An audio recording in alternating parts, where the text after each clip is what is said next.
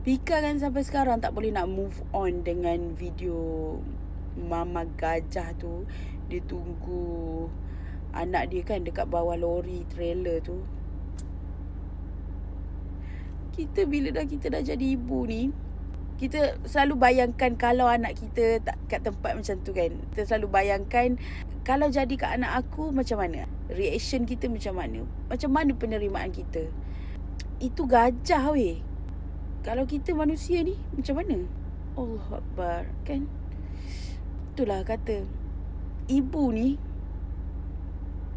nak jadi ibu ni kan, kalau sebelum kita jadi ibu, kalau kita rasa kita lemah, kita tak cukup kuat, kita tak cukup hebat, tapi bila kita dah jadi ibu, kita depan mata anak kita, kitalah yang paling hebat, yang paling kuat untuk dia orang.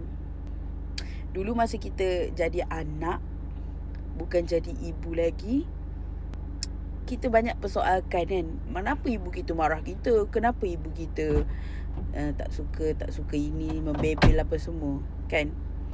Tapi bila kita dah jadi ibu, kita faham sebab ibu kita tu sayang kita.